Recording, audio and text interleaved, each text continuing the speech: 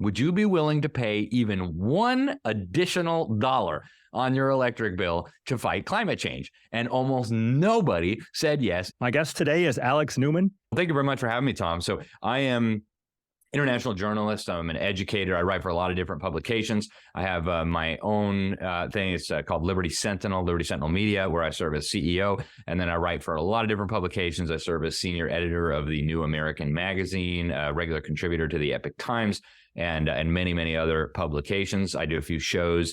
And the climate issue, because it's so important, not because I have any particular affinity for, climate change science or anything, but just because it is so important and it transcends so many of the other issues we're dealing with, I've made it a major focus of my work for my entire career in journalism, actually. So I'm especially interested in your perspective because you're looking at it from way up on the big picture, and you've interviewed Willie Soon and Moncton and Happer and Lindzen. So you've looked at it from every which way, it looks like.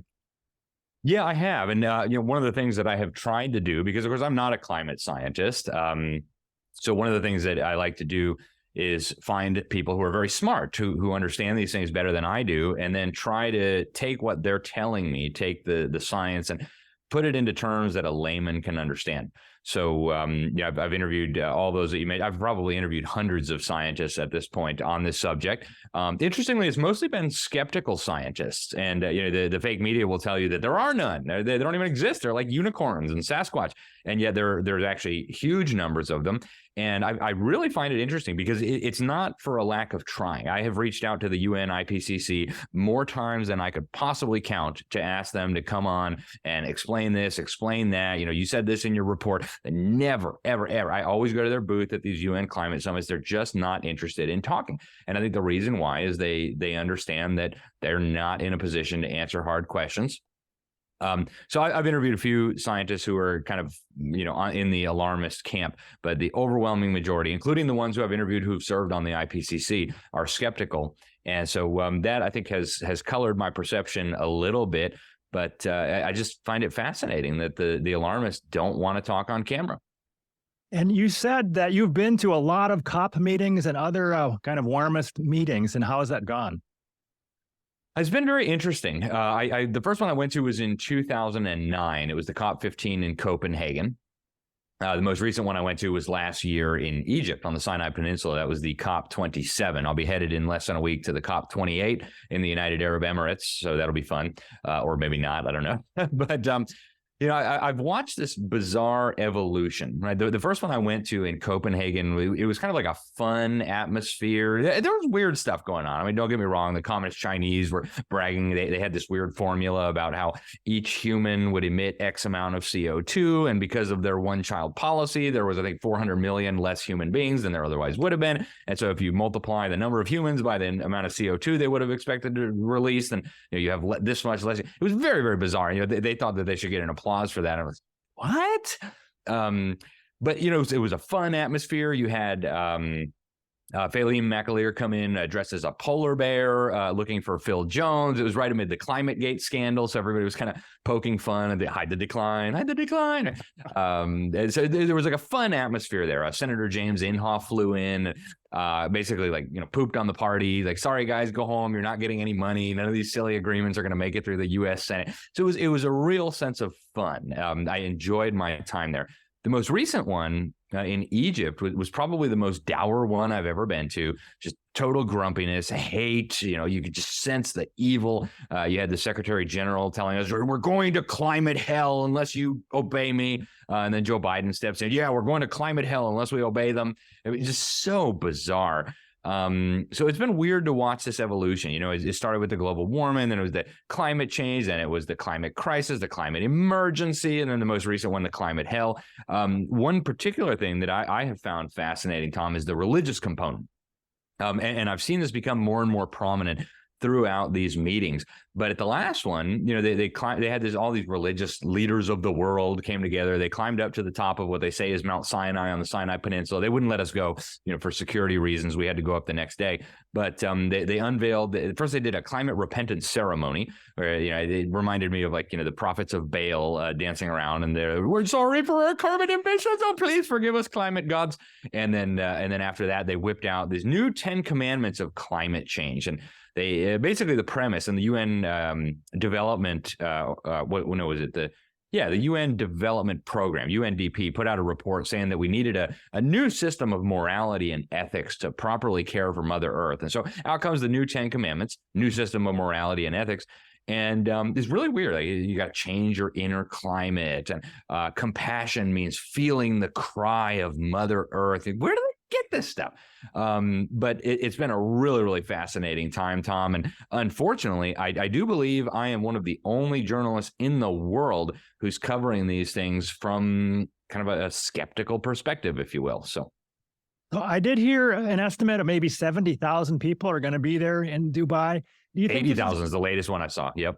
Do you think this is going to go on for decades more? Well, can it happen? Yes. Right. The world will always need saving as long as there are private jets and parties in places like Dubai and Cancun and Copenhagen and Rio de Janeiro that can be had. And as long as there is taxpayer money funding this absurdity. So I suspect they'll keep doing this every year until the scam is just totally exposed and taxpayers revolt and say, we're not doing it anymore. And I think we've pretty much reached that point in America. If you look at the polling data, most American adults do not believe that human emissions of CO2 are causing climate change. So they're kind of beating a dead horse now when it comes to the American public. And if the American people stop putting up the money for this stuff, I suspect it'll come to a screeching halt. But that tendency to constantly terrorize people and keep them frightened about something to be able to take their money and take their freedom, that's not going to go away. So if the climate hoax falls by the wayside, it'll be something else, right? It'll be cow flatulence. It'll be, some new and scary boogeyman that requires endless cops to deal with. I don't know if you saw, but I saw a quote from Bill Gates recently saying that maybe we should still have cops every 2 to 3 years because people get together and they learn stuff like how to make green steel. Do you think, what are these people doing all day? These 70 or 80,000 people, what do they do? It's not learning about steel, is it? No, they're not. They're not really doing anything useful. So they divide us all up into groups, Tom. Everybody has like a color on their badge, and the color identifies like who you are and how important you are. And so, you have the media section, which is the section I go into. I call it the cheerleading section because it's really not journalism in the traditional sense of the term.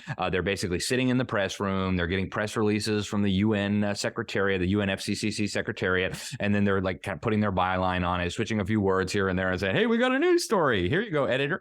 Basically that's how they're keeping the narrative consistent. These go out through the wires, and then everybody publishes this in their fake newspaper the next day.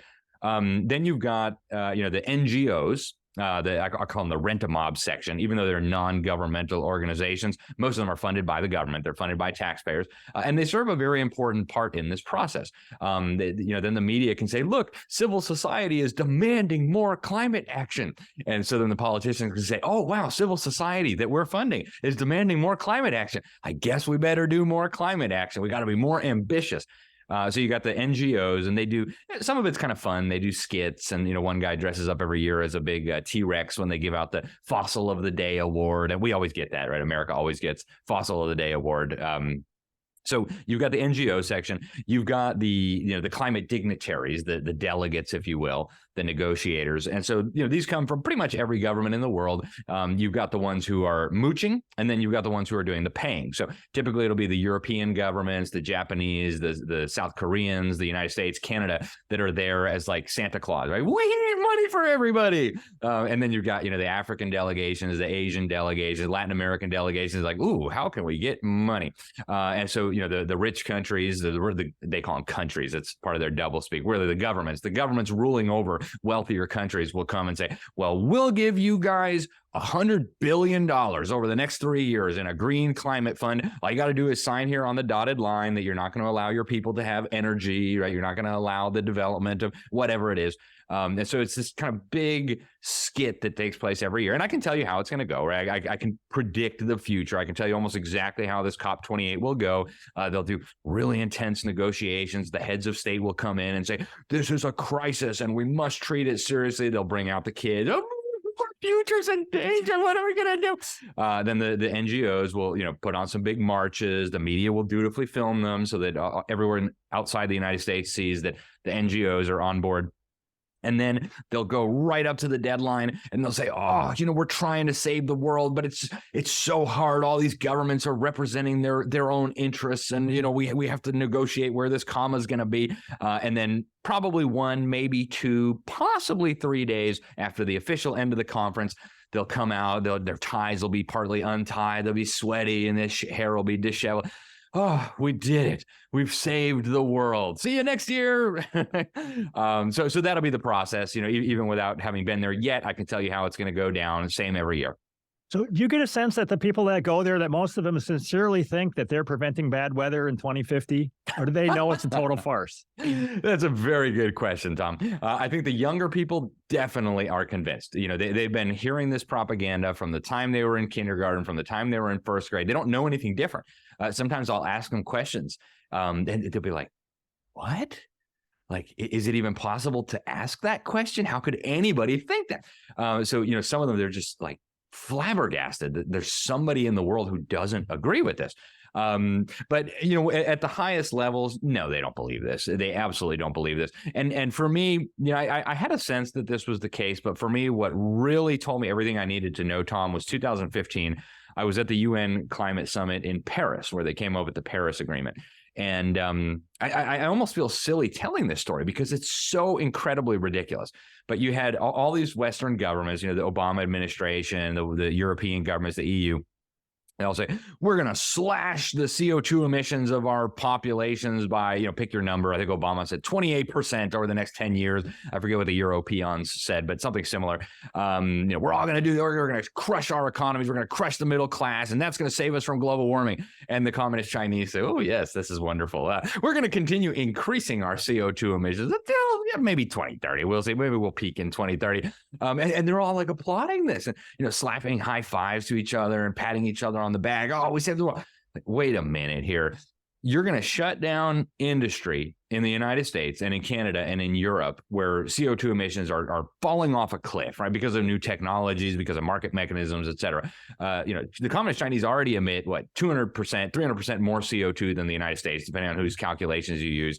And here you're promising to shut down more of our industry in America, ship it over to communist China, where every unit of economic production results in radically more emissions of CO2.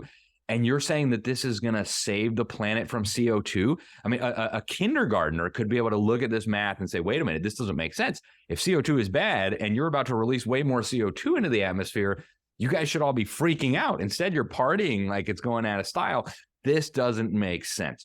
And so that for me was like, wow, the people running this thing, really, they don't even pretend to believe this. And if they actually believed it, they would all be recoiling in horror here. So that's how I knew that the people at the top, definitively, it's how I knew that the people at the top do not believe this garbage themselves. What do you think of this deal where Biden himself is not going to even bother to go? Do you think he's going to change his mind and save the world and actually go?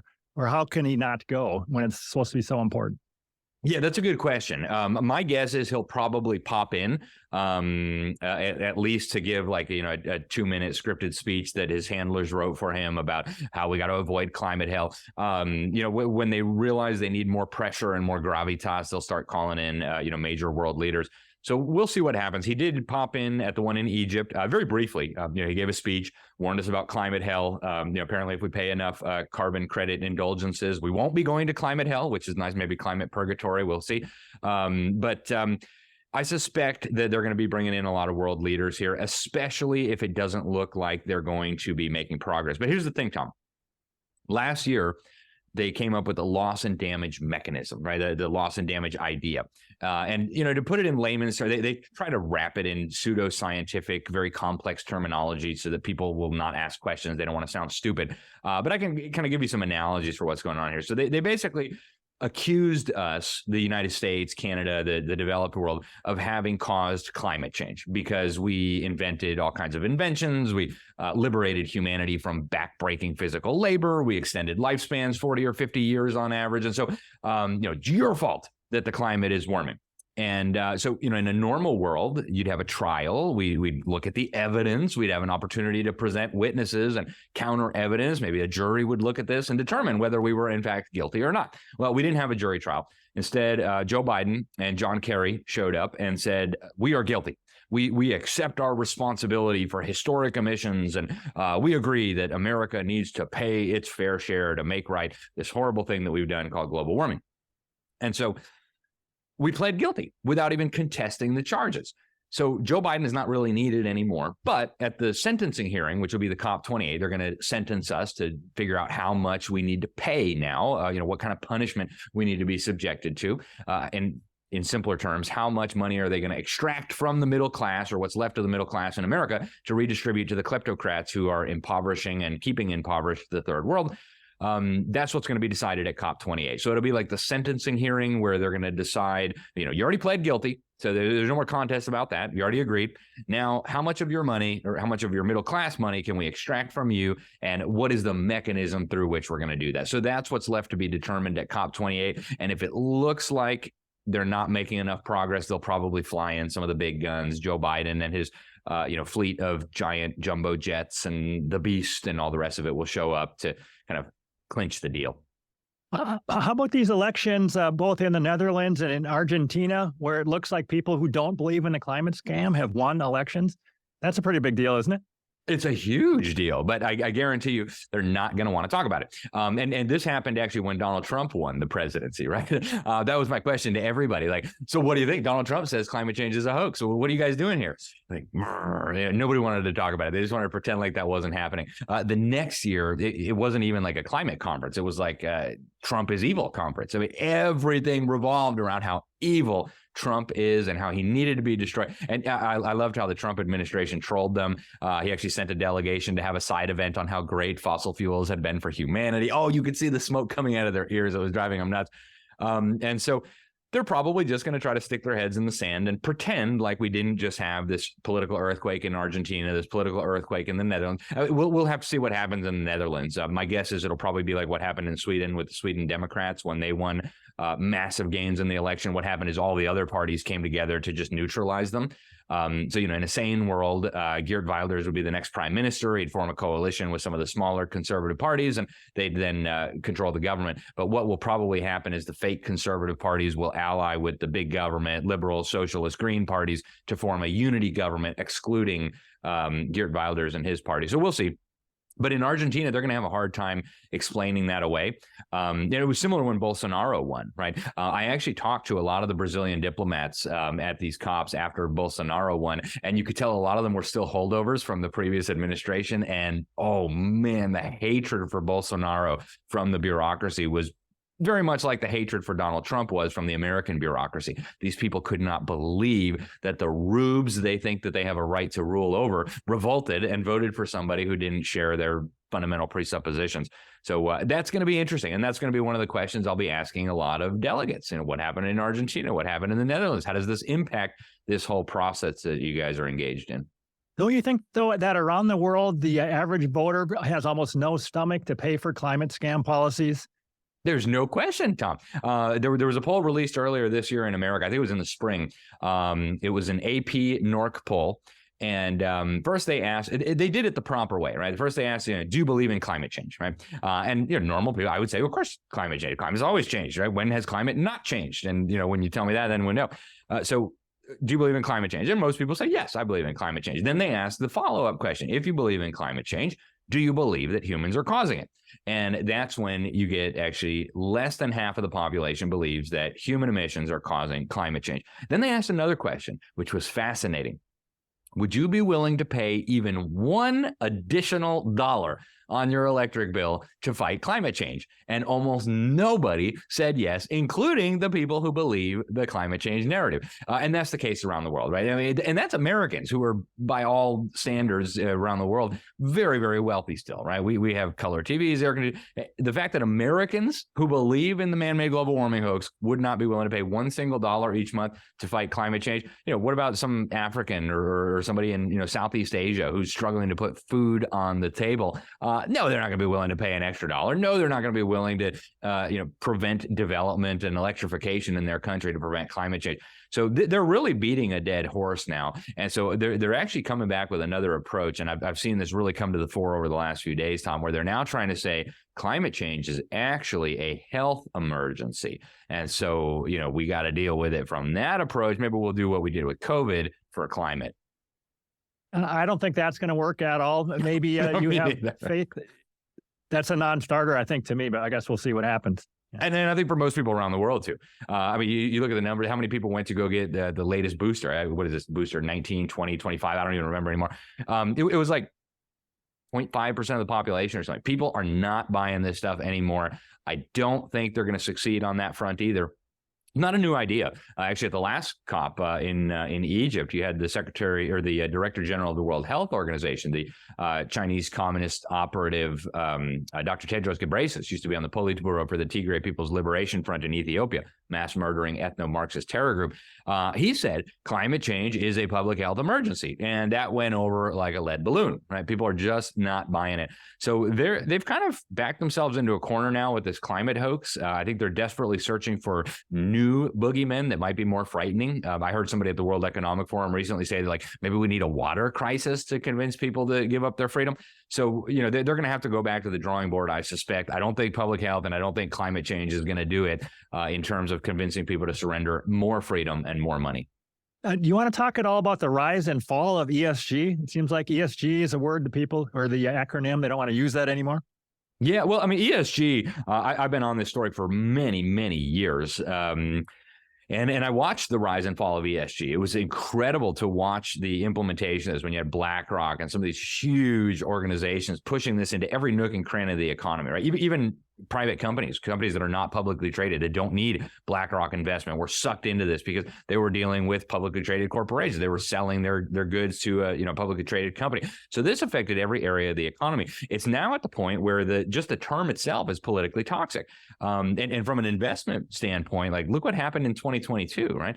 ESG funds got creamed. They're divesting from fossil fuels and divesting from energy. Energy went up 60%. Normal stocks went down 20%. So, if you were foolish enough to invest your money in an ESG fund, you got taken to the cleaners. If you were smart enough to invest in energy, you made a fortune. I own stocks in energy. I made a lot of money, and I'm glad about that, right?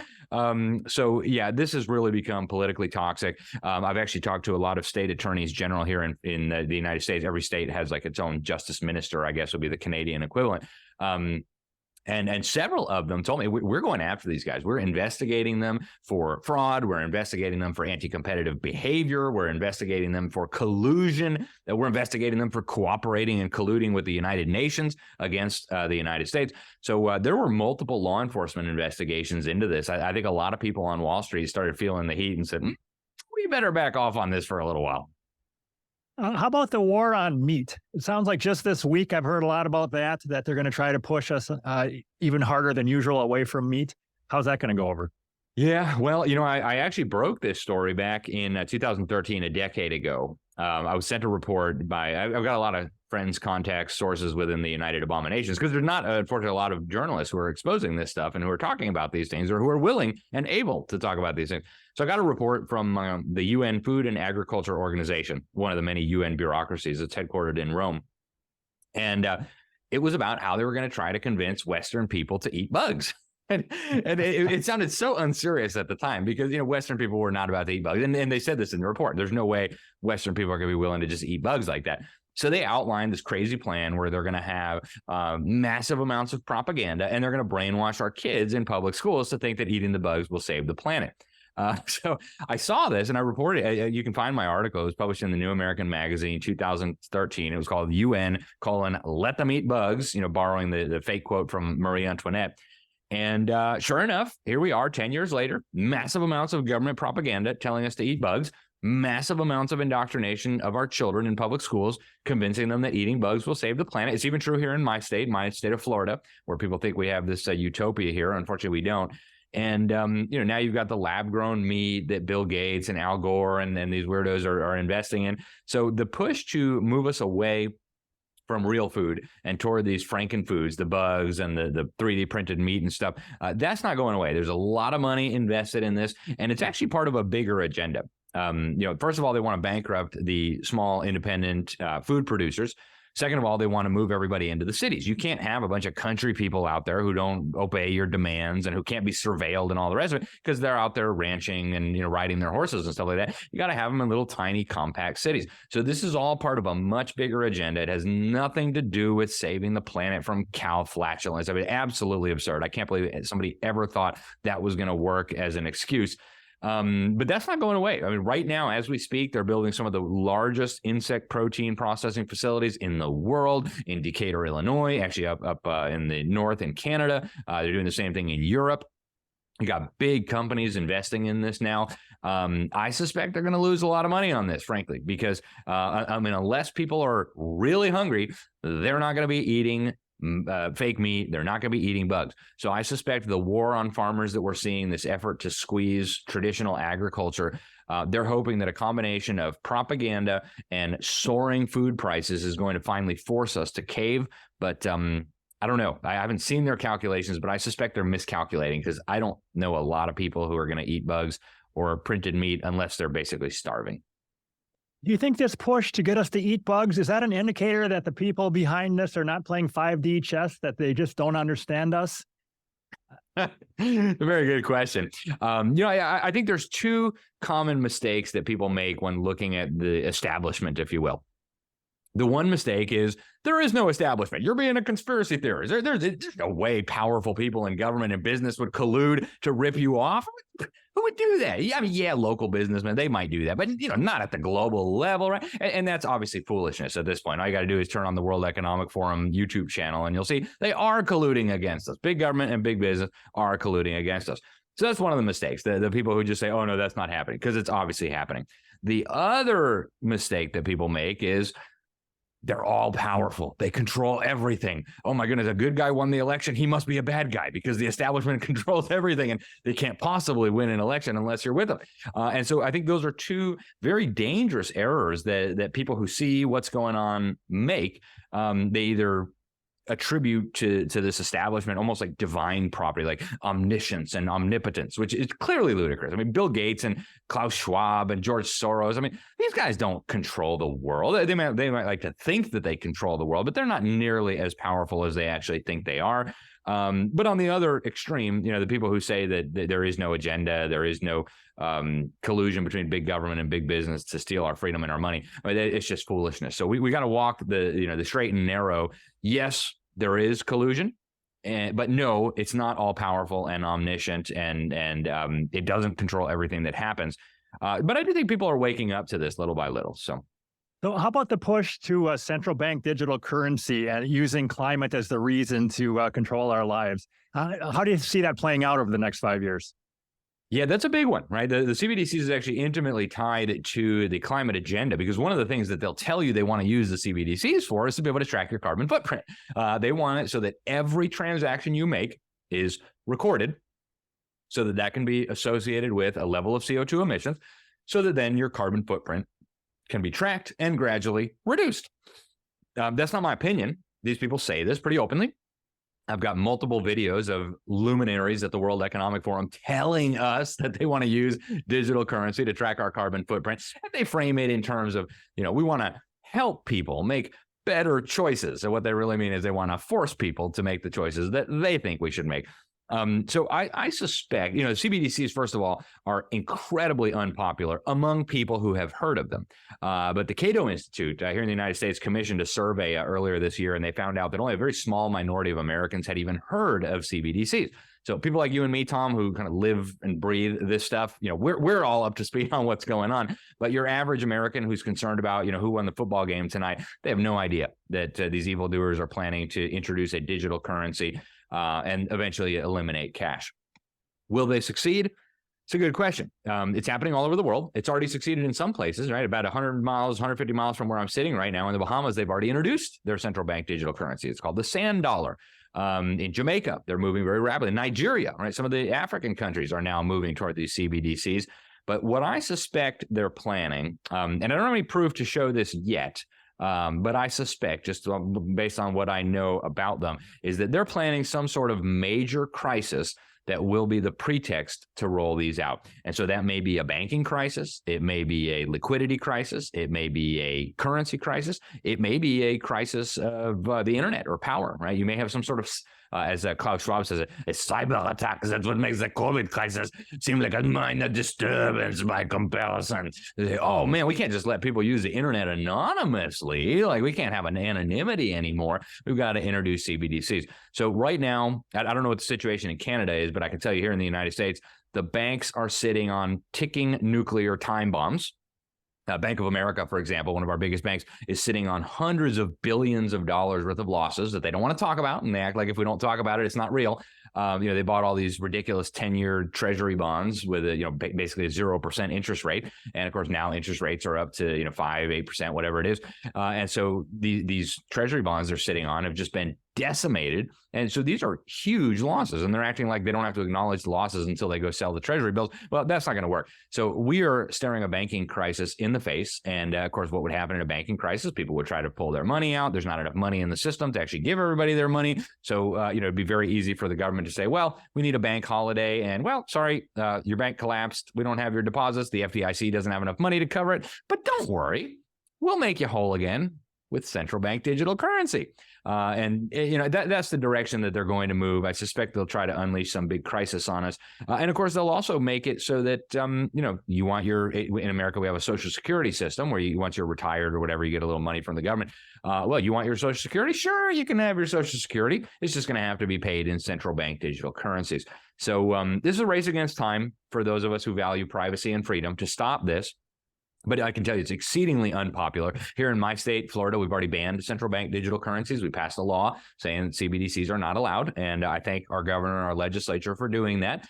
Many other states are considering similar legislation. The state of Texas is now working on an alternative system based on gold, the Texas Bullion Depository. So there are a lot of counter moves that sensible people are making.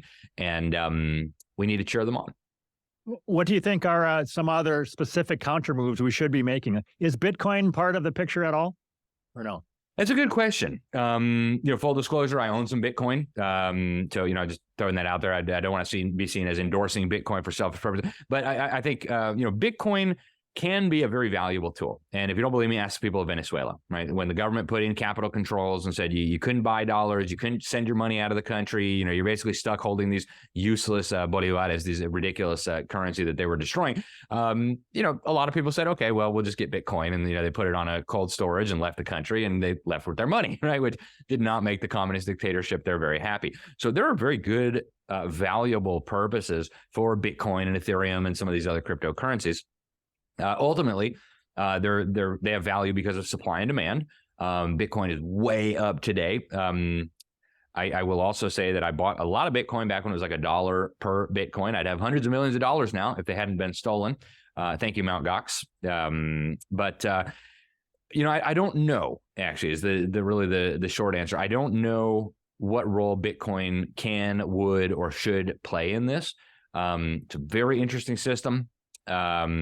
I suspect that they're eventually going to want to sideline any alternative to the central bank digital currency system. So I don't know when that will come. But now that you see like BlackRock exploring, cryptocurrency funds and stuff, the establishment seems to be warming up a little bit to it. So it's a very good question, Tom. It's one that I don't have a good answer to, but I'm always weary of digital assets. And I think the next phase in this whole digitization thing, the Bank for International Settlements put out a paper earlier this year where they called for creating an international blockchain system where every asset in the known universe would be tokenized and placed on the blockchain. And this includes houses and cars and land and mines and factories and whatever, maybe not toothbrushes, but everything else. And then if you want to buy it, well, you can only interact with this blockchain system using cryptocurrency or using central bank digital currency. So if you want to buy a car from, and obviously the system's not in place yet, but the Bank for International Settlement is the apex of the totalitarian global system they're building, is working on this now. You would have to interact with this using CBDCs. And so if you want to buy a piece of land or sell a car or whatever, you'd have to record that transaction on this international blockchain, and that transaction would have to be performed in CBDCs. So, where Bitcoin fits in here, I don't know. I think they eventually want to seal off every possible escape route from this system, if you will. but they're a long way from being able to make that. So. You think it's important for all of us to have some sort of plan just in case the internet's not available for a while and the grocery stores aren't open for a while, things like that? I do, Tom. I do. And not out of a sense of paranoia, right? I mean, I don't think anybody should be paranoid and go out and make stupid, rash decisions based on fear. Fear is not a good motivator when it comes to good decision making, which is why they're constantly trying to terrorize you with diseases and global warming and all the rest of it. But you should think rationally about these things. There's a very real prospect that we could have the grid go down for a time. It could be a solar flare. It could be an EMP attack. I mean, the North Koreans could do an EMP attack, right? It could be a 2-bit dictatorship. It could be a cyber attack coming out of the Kremlin, coming out of Beijing, coming out of Langley. I don't know. And so I think it would be very wise for people to take some prudent precautions. That doesn't mean go out and liquidate your 401k and buy beans and bullets and survival food, right? But it does mean that you don't want to be one of those people begging FEMA for food if the grocery store closes. And I live in Florida, so it's easier for us to understand. We get hit by hurricanes every year. Every year it's the same thing. We lose power lines. The grocery store shuts for a week or two. And so we get used to this. Like, yeah, nobody's coming to help you. In fact, we have they call them mandatory evacuations, and they tell you, we're not going to like physically force you out of your house. But if you don't leave, you're on your own, right? If your island floods, tough. You better climb a tree because the government's not coming to rescue you. So I think for Floridians, it's maybe a little bit easier for people to understand than in other parts of the world. But just be ready. I mean, don't be foolish. Don't count on the government coming to rescue you. As Ronald Reagan famously put it, the 9 most terrifying words in the English language: I'm from the government and I'm here to help. Especially if you have a family, if you have, wife, kids, don't be one of those idiots that has 6 hours worth of food in the pantry if things get crazy. All right. On a separate note, do you think we've reached a peak censorship on the internet? And do you have hopes that Twitter is going to stay as open as it is right now? Good question, Tom. I don't know. I think the evildoers have plans for massively more censorship. In fact, I just wrote an article in the Epoch Times that appeared this week about a new UNESCO plan to censor social media. They say misinformation, disinformation, conspiracy theories, lies, hate speech, all these things need to be actively suppressed by government, by business, by NGOs, by everybody for human rights purposes. So the totalitarians have big plans. They realize that at the rate things are going, so many people will be awake to their agenda that there will be no stopping the backlash that's coming. So I think they're in a little bit of a freak out mode right now. They realize that, like, wow, we're in a race against time. If we just allow current trends to continue for a few more years, there's going to be so many people who realize what we're doing and who know where we live and who know what our names are that there's no chance that we're escaping, jail if the people are feeling generous. So they're in a little bit of a panic right now. I do believe that the evildoers are very concerned. And I do believe that they blame the internet and free speech for this mass awakening. And so I think in the months ahead, we're going to see more and more frantic hysteria about misinformation, disinformation, and hate speech. We might even see, some really significant things, like potentially a terrorist attack blamed on free speech, right, as a tool to then go ahead and justify mass censorship. So I don't think the evildoers are done. I think they have big plans for massively more, and they're already doing it, right? I mean, Google announced last year, or the UN announced last year, they had a partnership with Google to suppress what they call climate misinformation, which is, yours truly and you, right? I mean, they're burying us through the search engines, and they will keep cracking down on this until they think they can they want to bankrupt us. They want to silence us. They want to disappear us. And if they could get their way, they would probably be very happy to put us in happy fun camps where we, wouldn't be able to reach anybody with the information that we're sharing. So they plan to keep censoring. Whether they'll get away with it is a whole nother matter, right? Right now, the U.S. Congress is talking about which UN agencies should we defund. And I like this conversation. We need to be having more of these conversations because without our money, they're not going to be able to do a whole lot more of it. X is a really interesting question. I've been very pleased to see what has happened with Twitter since it was purchased by Elon Musk. I don't trust Elon Musk, but I like what he's doing so far very much. Will it stay as open as it is? I don't know. I don't think anybody should put all their eggs in one basket, right? You got a lot of people that are now spending a lot of time, energy, and effort building up their X profile because they think, well, at least I have free speech here. Well, that's what we all thought with Facebook before they just started banning people and shadow banning everybody and deleting everything. So, they're trying to pressure Elon Musk. Whatever you think about Elon Musk, the EU is passing new laws forcing him to comply. The UN. So, whether X will continue to be a platform where speech is relatively free and where true information can reach the masses remains to be seen. So that's news to me. There was a time when free speech was allowed on Facebook. I did not know that. But prior to 2016, the algorithms, as best as I could tell, were not rigged. You could get massive organic distribution of your content. But right around the election of Donald Trump is when things really, really went crazy with the shadow banning and the censorship. 2020 was when it just became outright. They actually just banned my account after the 2020 election. I think I said something like, this election looks really fishy, and I was gone. Right. They said if I wanted to appeal, I had to send in my government ID. Like, nope, not going to do that. So, but yeah, I mean, there was Google too, right? Google's a wicked company. In fact, one of the most wicked companies that I have ever seen in my life. And people need to understand too, these were not like good companies that went rogue. These were companies that were started with the intention for eventually doing this. If you look at Google, for example, Google was stood up with help from DARPA, the Defense Advanced Research Projects Agency at the U.S. Department of Defense. They didn't do that because they love you, right? They did that because they view this as a possible weapon to use against you and anybody else they don't like. Same thing with Facebook. Facebook got its start with heavy backing from key people at In-Q-Tel, which is the investment arm of the U.S. intelligence community, the CIA, the NSA, et cetera. So all of this stuff has been embedded in the fabric of this from the beginning. I don't think people should think of Facebook as a social media tool. It's really a surveillance tool that has now also morphed into a tool for manipulating public opinion and for in addition, I guess, to gathering intelligence for the intelligence agencies and the other evildoers, and of course, a money-making machine. So I do believe there was a time when the internet was much more free. Google's algorithms used to be really good. Their algorithm, what it returned at the top was based on a combination of factors, but one of the ones that was very significant was how popular something was. So to give you an example, when I wrote an article about Agenda 2030 in 2015, that's what the UN calls the Master Plan for Humanity. That article was the top search result on Google. If you typed in Agenda 2030, UN Agenda 2030, Sustainable Development Goals, no matter how you phrase it, that was the number one result on Google for at least 3 or 4 years.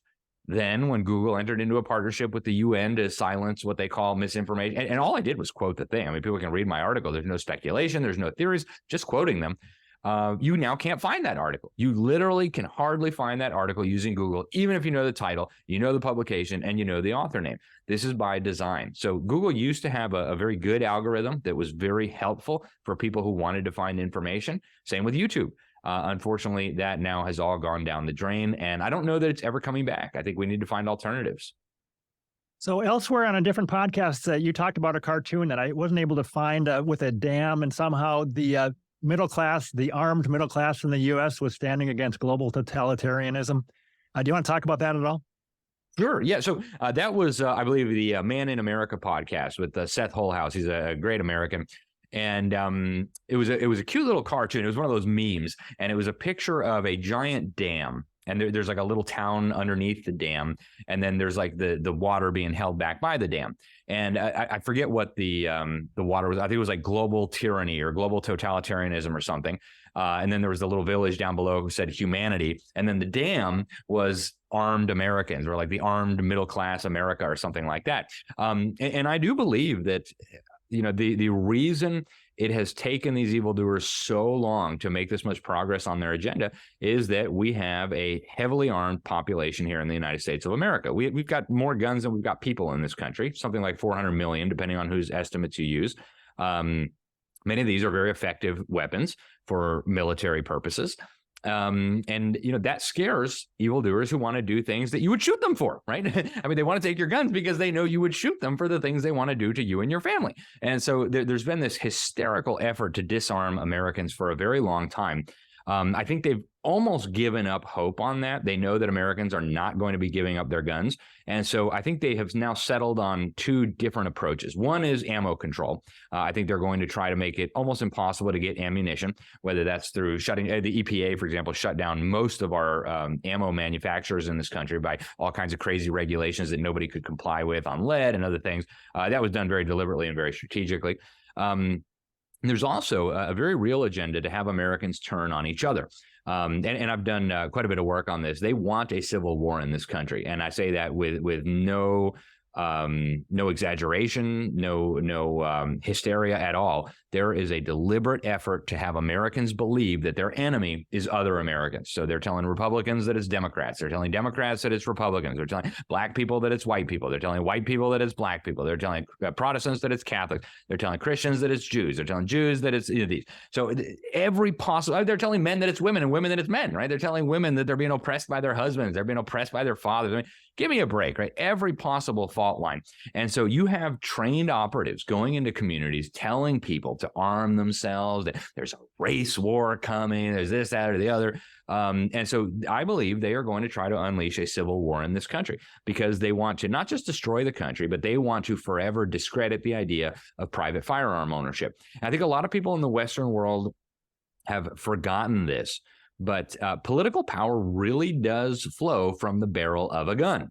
It wasn't just a saying of some crazy communist dictator. I mean, it was a saying of a crazy communist dictator, but it's absolutely true, right? Communists can say truth sometimes too.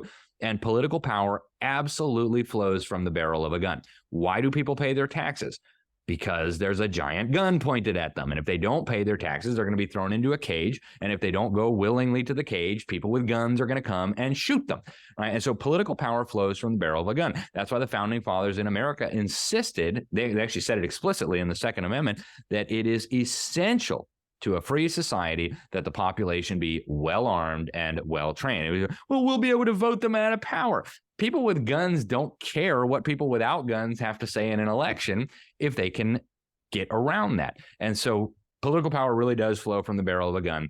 And I do believe that the armed American middle class has been, other than maybe divine providence, has been the greatest restraining force on the plans of these evildoers in existence. What is the law in Switzerland that they have to have guns, or what is So Switzerland is one of the many countries I've lived in, and I actually have written extensively on this. I've written a few articles on this general subject. So when I was 4, I moved to Mexico. Mexico has basically a total ban on civilian gun ownership. I mean, they have one gun shop in Mexico City, and it is virtually impossible for a normal citizen to acquire a firearm. And of course, they have a murder rate that is off the charts. It makes Chicago look peaceful, right?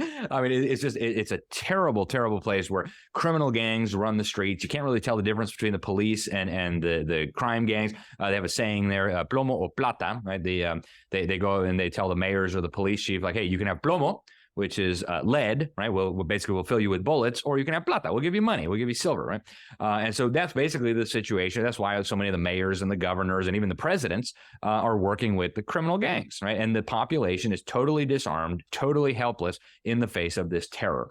In Venezuela, we saw the same thing. The UN came in, helped the dictatorship disarm the population. Murder rates went through the roof. Crime went through the roof. That's what always happens when you disarm a civilian population.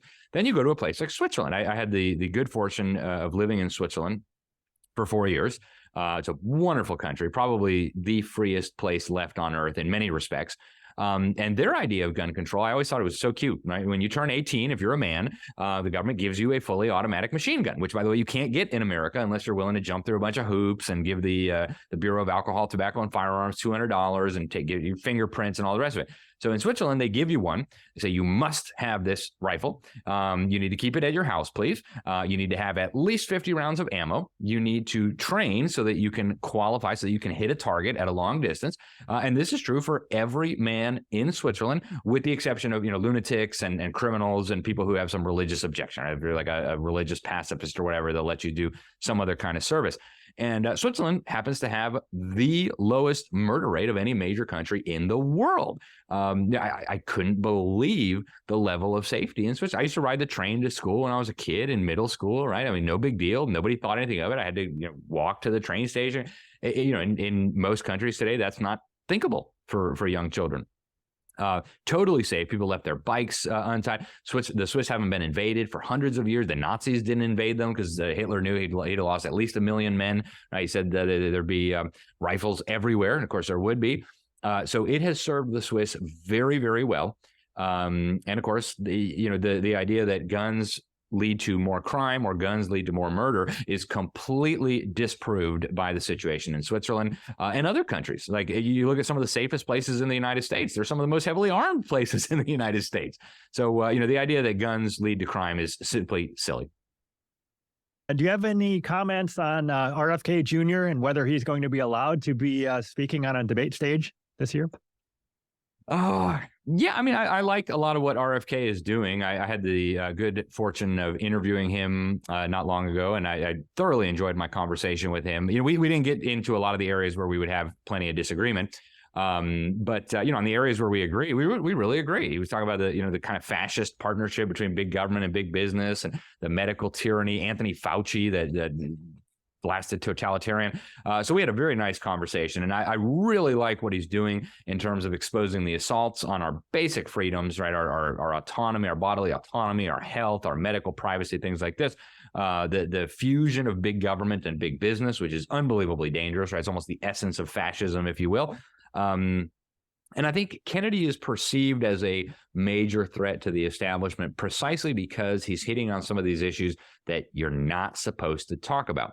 And that leads me to believe that he will not be allowed onto the debate stage unless the establishment media concludes that he would take more votes from Donald Trump than he would take from Joe Biden, in which case they will parade him in front of every television camera from here to California and back. So we'll see.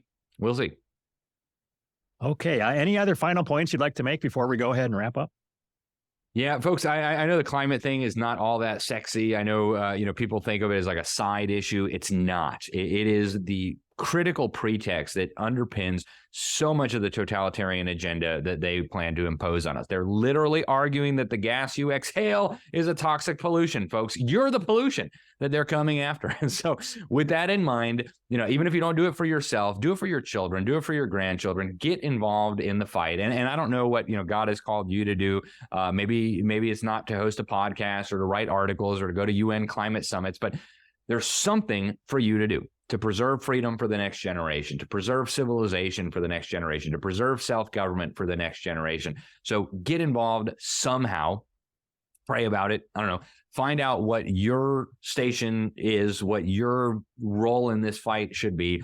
You can learn more about my work. You can find me at libertysentinel.org, libertysentinel.org. You can sign up for my free newsletter, all my climate reporting from this upcoming climate summit in Dubai. That'll be at thenewamerican.com. And of course, you can sign up for the printed magazine as well. We do ship it to Canada for folks who are up there. We do a lot of work on climate change and other things, and you can follow us on Rumble and all that. And thanks very much for having me, Tom. I appreciate your work. I appreciate all the great stuff you've done on exposing the climate agenda. And so it's an honor and a pleasure to be here with you. All right. Thank you very much. I really enjoyed talking to you. Talk to you next time, So much, Alex Tom. Newman. All right. Thank you.